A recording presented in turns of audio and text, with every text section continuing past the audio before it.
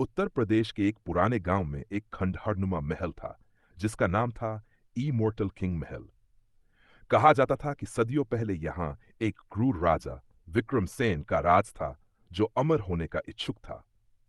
इस अमरत्व को पाने के लिए उसने काले जादू का सहारा लिया और एक ताबीज में अपनी आत्मा को कैद कर लिया ताकि उसकी आत्मा शरीर के बिना भी जीवित रह सके।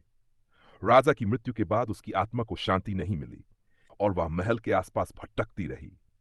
माना जाता था कि उसकी आत्मा ताबीज को पाने के लिए बेचैन थी ताकि उसे फिर से जीवन मिल सके।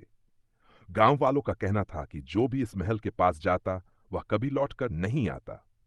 एक रात रघु और उसके दो शहर से आए दोस्त गांव वालों की चेतावनी को नजरअंदाज करते हुए महल देखने निकल पड़े। हाथों में मशालें लिए वे साहस के साथ महल के अंदर कदम रखे। जैसे ही वे मुख्य दरवाजे से अंदर गए, दरवाजा तेज आवाज के साथ बंद हो गया। घबराए हुए वे आगे बढ़ने लगे।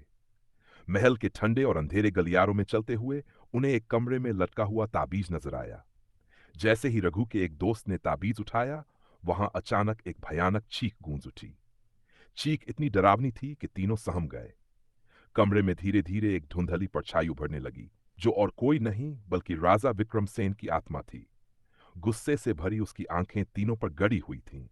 गहरी और डरावनी आवाज में राजा की आत्मा बोली, तुमने मेरी शांति भंग की है। अब तुम भी मेरी तरह अमर तो रहोगे, लेकिन मृत आत्माएं बनकर। यह कहकर उसकी परछाई तेजी से उनकी ओर बढ़ी। तीनों ने भागने की कोशिश की, लेकिन उनके पैर जैसे महल की जमीन में चिपक गए। राजा की आत्मा ने ताबीज को अपने हाथों में लिया और मंत्रोच्चार करने लगी। कुछ ही पलों में रघु और उसके दोस्तों की आत्माएं उनके शरीर से बाहर निकलकर राजा की आत्मा में समा गई। अब वे भी जीवित नहीं रहे, लेकिन एक अभिशाप के साथ महल में हमेशा के लिए कैद हो गए। कहते हैं कि आज भी जो महल के पास जाता है उसे वहां से चीखें सुनाई देती हैं।